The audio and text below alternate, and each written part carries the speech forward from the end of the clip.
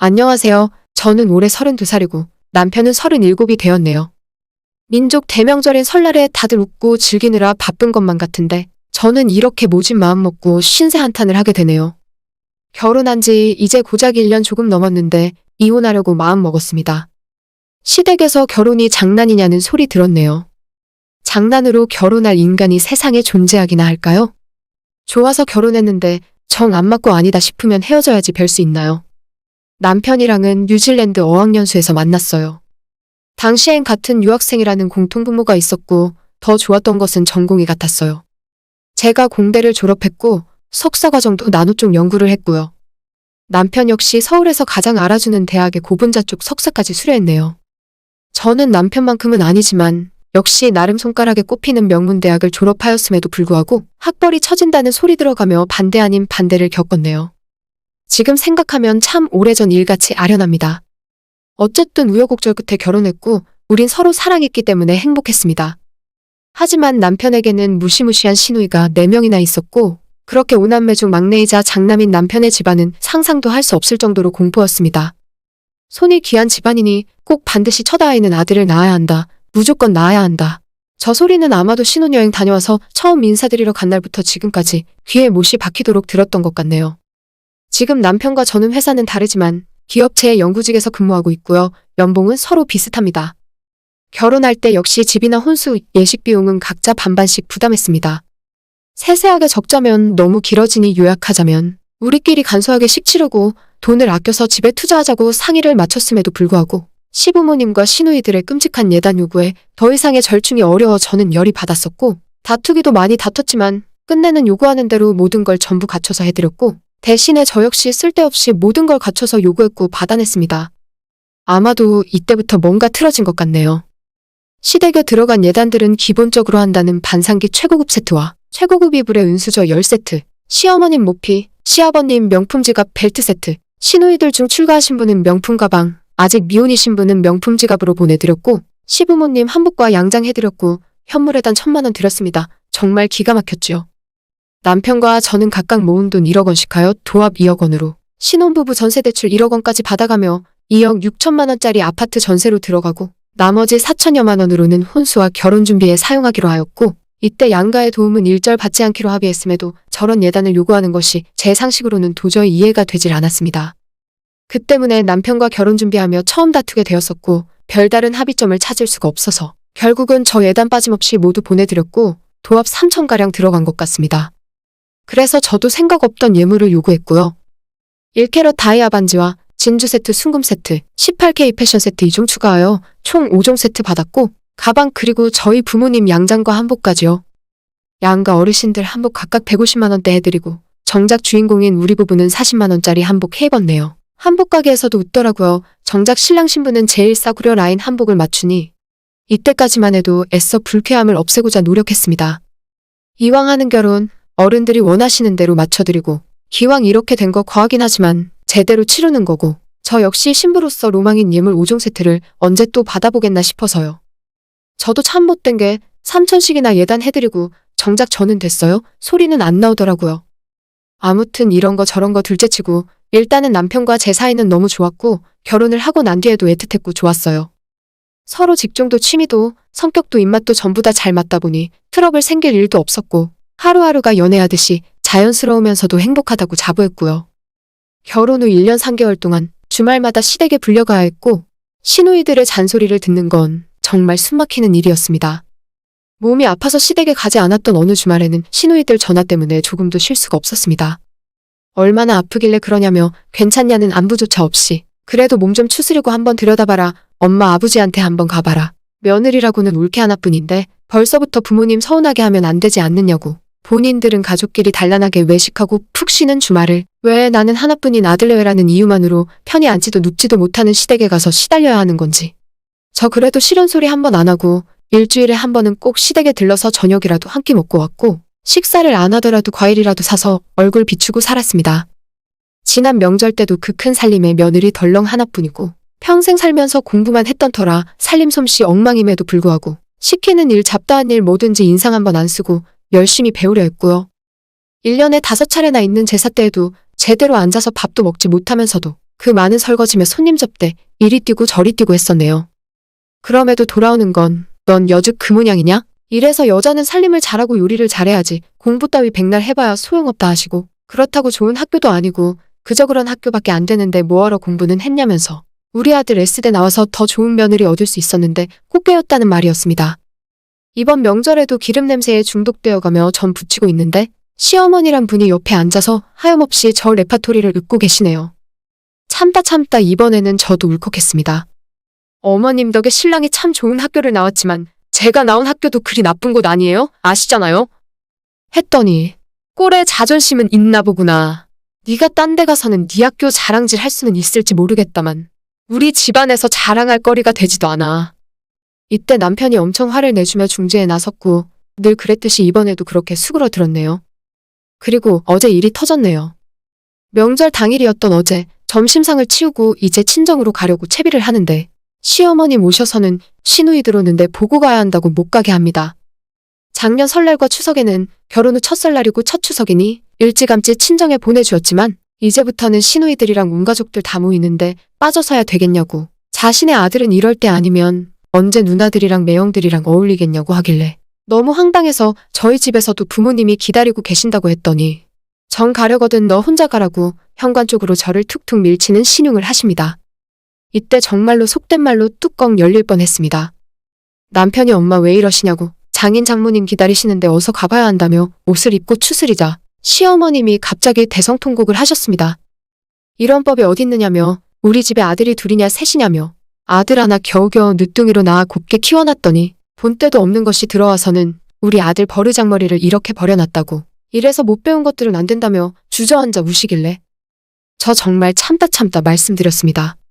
정말 저런 모진 소리 듣고 화가 너무 났고 자존심도 상했는데 그렇다고 해서 지금 시대에 더 이상 간과한다는 것은 스스로는 물론 저를 낳아주고 키워주신 저희 부모님의 자존감까지 깎이는 것 같아서 더 이상은 참을 수가 없었습니다. 도대체 어머님은 어떻게 하셨으면 좋겠냐고 물었어요.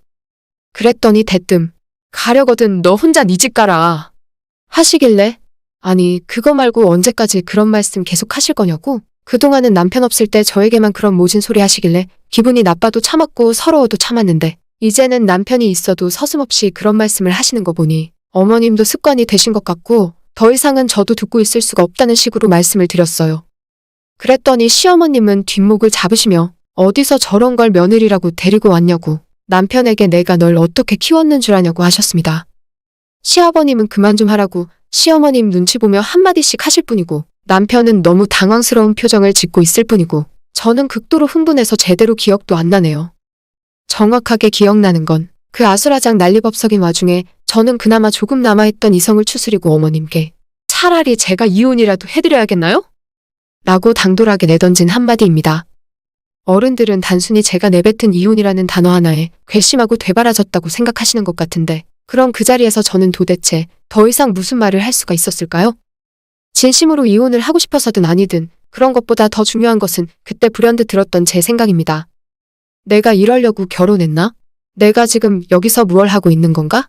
시어머님은 결혼이 장난이냐며 고래고래 소리 지르시고 남편이 대충 상황을 수습하고 저를 데리고 나왔지만 친정으로 가는 차 안에서 내내 저는 생각에 잠겼고 남편도 그런 저에게 아무 말도 먼저 걸지 않았습니다.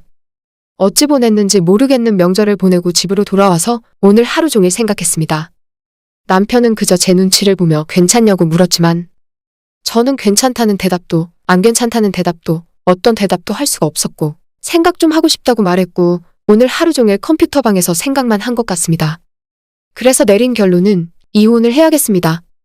결혼이 장난이냐 라고 물으신다면 그건 아닙니다. 다만 결혼이 이런 거라면 이런 정신적인 고통을 감수해야 하는 것이라면 저와는 무척이나 맞지 않는 제도임에는 확실합니다. 이건 부당하고 억울합니다. 저는 지금까지 32년 동안 앞만 보며 공부했고 비록 S대학은 아니지만 만족스러운 성적으로 만족스러운 학교학과를 선택했고 역시 열심히 공부하면서 대학원에 들어가서 잠 쪼개가며 연구실에서 시간 체크해가며 연구하고 논문 쓰고 한 달 20만 원 조금 넘는 월급 비스무리한 연구비를 받아가며 그렇게 졸업하고 또 누구보다 열심히 취업 준비해서 지금까지 쉬지 않고 노력해왔는데 그 모든 걸 부정당하는 느낌에 화가 나고 기분 나쁘고 무엇보다도 잘 키워주신 부모님까지 욕보이는 것 같아 더 이상은 참을 수가 없습니다. 만약 제가 무언가에 서투르고 잘못해서 그런 부분을 지적하시고 혼내신다면 당연히 새겨들어 마땅하고 귀 기울였을 겁니다. 하지만 터무니없는 이유들로 말도 안 되는 인신공격을 일삼고 조금 싫은 내색이나 자리를 피하려고 요령을 쓰면 득달같이 달려드는 4명이나 되는 시누이들도 버겁고 우리 부부 잘 살려고 한 결혼인데 이렇게 매일매일이 지옥처럼 살얼음판을 걷는 것 같이 사는 것이 과연 맞는 걸까요? 진작에 알았다면 애초에 결혼 따위는 하지 않았을 텐데요. 몰랐으니 하고 말았네요. 그런데 이제라도 깨달았고 저는 앞으로도 이렇게는 살아갈 용기가 없고 왜 그렇게 살아야 하는지도 모르겠습니다. 그러니까 차라리 혼자 벌어 혼자 사는 게 속편한 게 아닐까 싶습니다. 의외로 이혼하는 게 별로 두렵거나 걱정되지가 않네요. 아직 아이가 없어서 그럴 수도 있겠죠. 제가 결혼 자체를 가볍게 여기는 건 결코 아닙니다. 다만 남편은 사랑하지만 남편의 모든 걸 사랑하지는 않나 봅니다. 남편은 사랑하지만 오진 소리와 부당한 대우를 받아가면서까지 앞으로도 계속 남편을 사랑할 수 있을지도 모르겠고요. 오남매의 늦둥이이자 막내이면서 장남인 남편과 계속 함께 산다면 죽어도 끊을 수 없는 시어머님과 시누이들과도 계속 함께 해야겠지요. 제가 1년 3개월 동안 참아온 것은 남편을 너무 사랑해서였는데 참 희한하게도 앞으로도 참고 살 정도로 남편을 사랑하지는 않는가 봅니다. 자존감 떨어지고 불쾌한 기분을 매번 마주하면서 살 자신은 없습니다. 더 심한 일, 더 힘든 일 겪는 분들도 많을 텐데 저 역시도 모든 일들을 다 적지 않았을 뿐 언어폭력과 인신공격에 지칠 대로 지쳤습니다. 누구에게도 털어놓을 수 없었던 이야기들을 이렇게 써내려가 보니 마음이 후련해지네요. 이제 남편에게 진지하게 이런 제 마음을 전달하는 일이 남아있네요. 누구도 자신의 인생이 어떻게 전개될지는 아무도 알 수 없습니다. 저 역시 그랬고요. 누구보다 행복하게 살겠노라 자신하며 결혼을 꿈꿔왔는데 이제는 그런 꿈을 꿀 여지가 없는 것 같아요. 결혼이라는 게 막상 해보니까 웬만한 건 참아지기도 하고 견뎌지기도 하는데 나 같은 마음 좁은 사람과는 맞지가 않는 것 같아요. 그래도 저는 결혼한 것을 후회하지는 않습니다. 결혼을 했으니 이렇다는 것을 깨닫기도 했으니까요. 앞으로 이혼 역시 절대로 후회하지 않고 싶습니다. 얘기 들어주셔서 감사합니다. 저희 시어머니는 집안에서 저를 가장 나쁜 사람으로 만들지 못해 안달이 나신 분입니다. 결혼하고 지금까지 제가 먼저 시어머니한테 시비 건 적은 단 한 번도 없어요. 사람들 앞에서는 항상 잘해주시는 척, 최고의 시어머니인 척 하시면서 굳이 제가 싫어하는 짓을 골라 하면서 저를 골탕 먹이려고 하세요. 평소에 저는 싫은 건 싫다, 좋은 건 좋다고 말을 하는 편이기 때문에 절대 서로 간에 오해로 발생하는 일은 없습니다. 어머님이 해주시는 것도 제가 싫은 일은 하지 마시라고 꼬박꼬박 말씀드리는데 절대로 제 말 안 들으시고 모든 일이 일방적이세요. 결국 불편함을 참다 못한 제가 어머님 하지 마시라고 강하게 말씀드리면 자기는 널 위해서 한 건데 말을 그렇게 한다면서 눈물을 뚝뚝 흘리시죠. 그것도 꼭 남편이나 시아버지 같이 다른 사람들 앞에서 그러십니다. 제가 결혼하고 처음 시어머니가 우셨을 때는 갑자기 제게 한약을 지어주겠다고 하실 때였어요. 저는 어렸을 때 한약 먹고 살이 엄청 찌고 고생했던 적이 있어서 지금도 한약은 절대 입에도 대지 않습니다. 비타민이나 좀 챙겨 먹는 편이지 홍삼 같은 건강보조식품도 먹지 않아요. 그런데 결혼하고 1년이 채 안 되었을 때 시어머니께서 갑자기 제게 전화하시더니 며느라가 요즘 일하느라 힘들지? 한약방에서 너한테 연락할 테니까 전화 오면 받거라. 여자한테 좋은 약인데 먹는 사람 체질에 맞춰서 해준다더라. 라고 하시는 겁니다. 그때까지만 해도 제가 시어머니한테 악감정이 전혀 없을 때였어요. 너무 감사했지만 어머님께 제가 체질상 한약을 못 먹는다고 말씀드렸고 그냥 어머님 아버님 몸에 좋은 약 지어드시라고 말씀드렸죠. 어릴 때 약 먹고 크게 탈난 적이 있어서 한약은 절대 먹지 않는다고 몇 번이나 신신당부를 했는데도 시어머니는 끝까지 그래도 이건 좋은 약이야 라면서 고집을 꺾지 않으셨어요.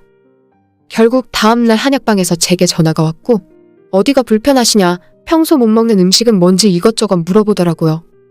저는 그때도 전화 걸었던 한의사에게 나는 한약이 몸에 받지 않으니 보내지 않으셔도 된다고 재차 말씀드렸고 시어머님이 약을 주문해 주신 것 같은데 환불을 해주시던지 아니면 어른에게 좋은 약을 지어서 시부모님 댁으로 보내달라고 말씀드렸어요. 하지만 그렇게까지 이야기했는데도 며칠 뒤에 우리 집 앞으로 택배 상자가 와 있었고 어머님이 보내신 한약이더라고요. 어차피 먹을 생각은 하나도 없었지만 혹시나 하는 마음으로 상자에 적힌 한의원을 인터넷으로 검색을 해보니까 다 쓰러져가는 허름한 건물인데 그 지역 맘카페 아주머니들이 아들 낳는 한약인지 뭔지 만들어준다는 식으로 소문이 나 있더라고요. 그때가 결혼하고 반년이 조금 넘었을 때였고 아직 아이 낳을 계획도 없었는데 제 건강 생각해서 약 지어주는 척하고 기껏 보내주신 것이 아들 낳는 한약이라니 진짜 어처구니가 없었어요. 그래도 혹시나 하는 마음에 사실 확인은 해야 할 것 같아서 다시 그 한약방에 전화해서 여기에 어떤 성분이 들어가 있는지 다시 물어봤더니 몸에 좋은 거 넣었는데 대체 왜 그러시냐? 라는 식으로 말씀하시고 끝까지 어떤 약인지 말을 안 해주더라고요. 도저히 찝찝해서 먹을 수가 없었기 때문에 한약은 그대로 다 가져다 버렸습니다. 며칠 후에 남편이랑 시부모님 모시고 식사하는 자리에서 시어머니가 제게 약은 잘 먹고 있냐고 물어보시길래 버렸다고도 말을 못하겠고 그렇다고 잘 먹고 있다고 이야기하면 또 만들어 보내실 것 같아서 그냥 몸에 안 받아서 안 먹게 되네요. 이젠 보내지 않으셔도 돼요. 저 평소에 영양제 잘 챙겨 먹고 있어요. 라고 대답을 했더니 갑자기 식사하시다 말고 넌 내가 특별히 신경 써서 해준 건데도 그렇게 매정하게 구니? 하시면서 우시더라고요. 남편이랑 시아버지도 옆에 있는데 갑자기 시어머니가 울기 시작하니까 제가 천하의 못된 사람이 되는 것 같아서 당황스러웠습니다. 제가 먼저 해달라고 한 적도 없고 어머님이 보낸 약이 무슨 성분으로 어떻게 만들어진 건지 알지도 못하는데 어른이 보내주면 그냥 뭔지도 모르고 먹어야 하나요? 지금이야 시어머니가 어떤 분인지 아니까 울던 말던 신경 안 썼을 텐데 그때는 그런 모습이 처음이고 나 때문에 시어머니가 우신다는 생각에 너무 놀라고 죄송한 마음이 들었어요. 앞으로 잘 챙겨 먹겠다 말씀드리고 죄송하다 사과하면서 어찌어찌 마무리되었습니다. 나중에 집에 돌아오면서 생각해보니 이렇게까지 약을 먹이려고 하시는 걸 보면 절대로 평범한 보약은 아닐 거라는 생각에 확신이 들더라고요. 저희가 결혼할 때 시어머니에게 앞으로 최소 3년 정도는 아이 가질 계획이 없다고 말씀드렸어요. 제가 다니는 회사에서 진급할 시즌이기도 했고 진급하고 나서도 1년, 2년 정도는 프로젝트를 많이 해놔야 출산휴가, 육아휴직을 쓰더라도 눈치가 안 보일 것 같았거든요. 그때 상황에서 만약 아이 생기고 육아휴직하게 되어버리면 진급도 힘들어지고 자칫하면 어렵게 들어간 회사를 그만둘 수도 있었기 때문에 안전하게 3년 정도는 미루는 것이 좋겠더라고요. 신혼을 더 즐기고 싶은 마음도 조금은 있었죠. 아무튼 그 뒤로도 시어머니가 약은 잘 먹냐고 지속적으로 물어보고 은근슬쩍 다른 집 며느리는 아이 낳았다는 이야기도 하시면서 너희는 아직 소식이 없니? 라고 물어보시는데 그때마다 저희는 아직 아이 계획 없고 몇 년 더 일하면서 돈 벌다가 여유 생기면 가질 거다라고 매번 말씀드리는데 제 이야기를 귓등으로도 안 들으세요. 돈 좀 더 벌어놓고 천천히 아이 갖고 싶다고 아무리 말씀드려도 애가 태어나면 자기 먹을 거는 갖고 태어나는데 무슨 돈을 벌어서 아이를 낳냐고 말씀하시고 너가 지금이야 나이가 20대지 눈 깜빡하면 30 넘어가는데 나이 먹고 애 낳으면 애도 힘들고 너도 힘들다고 무작정 애부터 빨리 낳고 보라는 식입니다. 그런 이야기를 일주일에 2번 정도 전화하셔서 30분 가까이 말씀을 하시니까 나중에는 시어머니한테서 전화만 와도 스트레스를 받더라고요. 내가 이 집안에 손주 낳아주러 시집을 온 건지 애를 안 낳으면 아무 쓸모가 없는 사람인지 진짜 속에서 화가 자꾸 쌓였어요. 전화로 그렇게 괴롭히시고 가끔 시댁 가서 남편이랑 시아버지 옆에 다 있을 때도 또다시 왜 아이 안 낳냐고 똑같은 이야기를 하시길래 너무 짜증나서 저희 아이 문제는 저희가 알아서 하겠다고 말씀드렸더니 또다시 3초도 안 돼서 눈물을 뚝뚝 흘리십니다. 며느리 걱정된 마음에 물어본 건데 너가 기분 나빴으면 미안하다고 하시니까 또다시 제가 집안에서 나쁜 사람이 된 것 같고 진짜 미치겠어요. 전화로 말씀하실 때 제가 시어머님께 제발 그만 좀 하시라고 저희가 알아서 하겠다는 식으로 대답을 하면 어머님은 눈물은커녕 같이 목소리 높이고 짜증내시는 분입니다. 눈물 찢고 불쌍한 척은 꼭 시아버지 남편이 같이 있는 자리에서만 저러세요. 그러다 보니 아버님도 저를 별로 좋게 보지 않으시고 남편도 자기 엄마가 걱정되는 마음으로 그런 거니까 저보고 이해 좀 하랍니다. 제가 지금까지 이해를 못해서 이렇게 화가 나 있는 게 아니잖아요. 아무리 말해도 이틀 후에 또 전화해서 똑같은 이야기를 계속 하시니까 노이로제가 걸릴 지경이에요. 좋은 이야기를 들어도 한두 번인데 들을 때마다 화가 나는 잔소리를 어떻게 맨날 듣고 있습니까?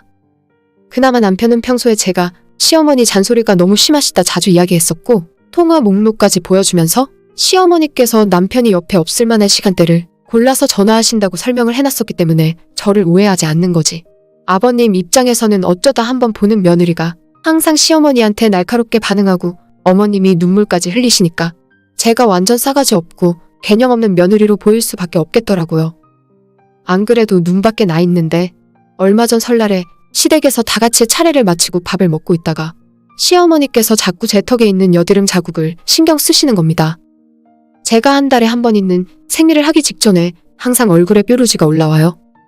결혼 전부터 그랬었고 안 그래도 생리 직전에 몸도 안 좋고 짜증이 나는데 피부까지 뒤집어지니까 더 예민하고 스트레스 받는 부분이죠.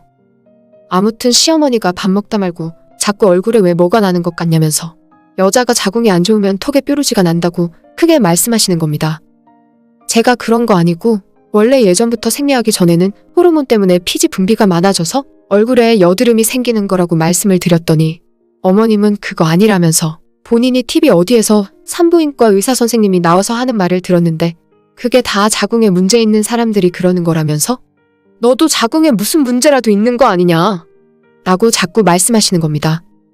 그 자리에 저희만 있었던 것도 아니고 남편과 아버님 그리고 아직 결혼 안 한 시동생까지 있는 상황에서 자꾸 제 자궁 이야기를 하시니까 너무 짜증이 나더라고요. 그래도 설날이고 정초부터 밥상머리에서 시어머니랑 싸우고 또다시 어머님 울게 만들면 집안 분위기 엉망될 것 같아서 최대한 웃으면서 참았습니다. 나중에 연휴 끝나면 제가 병원 가서 검사 좀 받아보겠다고 좋게 이야기하고 넘어가려 했는데 어머님은 계속 제 자궁에 꽂혀버려서 내가 TV에서 봤어. 그거 자궁이 문제가 있는 거 맞아. 라고 끝도 없이 밥상 앞에서 그 이야기를 하시는 겁니다. 저도 여자고 아직 20대 꽃다운 청춘인데 너무 수치스럽고 정말로 제가 몸에 문제가 있다고 한들 적당히 눈치껏 그만하셔야 할 거 아닙니까? 참다 못하고 너무 화가 나서 얼굴에 웃음기 싹 거두고 정색을 하고 말했어요. 어머님, 제 몸은 제가 알아서 할게요. 자꾸 그렇게 말씀하시는 건 너무 무례하신 것 같아요. 라고 이야기했더니 아니나 다를까 어머님이 또다시 눈물 뚝뚝 흘리면서 우시더라고요. 시아버님도 자기 아내가 제게 자궁 거릴 때는 입 다물고 밥만 먹고 있더니 시어머니가 눈물 흘리면서 서운하다고 하시자마자 집안 어른이 너 걱정돼서 하는 말인데 그런 식으로 나오니까 너무 서운하다면서 어른에게 예의는 지키라고 하셨어요. 세상에 이게 말이나 되는 소리입니까? 지금까지 시어머니가 그렇게 제 특정 신체 부위를 언급하면서 기분 나쁜 소리를 할 때는 아무런 말씀도 없다가 제가 그만하시라고 한마디 했다고 바로 저한테 예의 없는 며느리라는 소리가 지금 나오나요? 딱딱하게 굳은 표정으로 아버님도 똑같으세요. 왜 어머님이 저한테 막말하실 때는 못 들은 척 하시다가 제가 한마디 하니까 저한테만 뭐라고 하세요? 저도 기분 나빠요. 라고 이야기하고 시어머니가 했던 것보다 더 크게 소리까지 내며 엉엉 울어버렸어요. 갑자기 저까지 눈물 흘리고 울어버리자 아버님도 기분 언짢으셨는지 더는 제게 말씀이 없더라고요. 옆에 있던 시모는 눈물 연기하는 것도 있고 경악스런 표정으로 저를 쳐다보더라고요. 그렇게 설날부터 집안 분위기 다 말아먹고 아침만 대충 먹은 뒤에 남편이랑 바로 시댁을 빠져나왔습니다. 나중에 차 안에서 남편과 그 문제로 이야기를 했는데 남편은 자기 엄마가 주책이니까 한 귀로 듣고 한 귀로 흘리고 엄마 말에 일일이 대응하지 말라더군요. 그 말에 제가 또 화가 나서 지금까지 내가 그렇게 안 해본 줄 아냐고? 당신 엄마는 똑같은 이야기를 이틀마다 한 번씩 전화해서 하시는데 내 기분은 안중에도 없는 거냐고 화를 냈죠. 남편이랑 말다툼하다가 결국 나온 결론은 앞으로 명절 2번 제외하고는 저는 시댁에 가지 않기로 했어요. 시어머니 전화도 더 이상 받지 않을 거고 그래도 자꾸 전화 계속하시면 번호 차단해버린다고 했습니다. 어차피 집안에서 싸가지 없는 며느리로 낙인 찍혀버린 상황인데 더는 잘 보일 이유도 없고 그냥 저 하고 싶은 대로 하고 살려고요. 제가 평소에 친구들이나 회사 사람들이 찔러도 피 한 방울 안 나올 것 같다는 말을 자주 듣긴 했는데 이참에 눈물 흘리는 방법을 연습해서 가야겠네요. 눈에는 눈, 이에는 이라고 제가 당한 만큼 똑같이 갚아줘야 직성이 풀릴 것 같습니다. 오늘의 제 이야기는 여기까지입니다. 끝까지 들어주셔서 정말 감사드려요. 다들 행복하시고 좋은 하루 보내시길 바랍니다.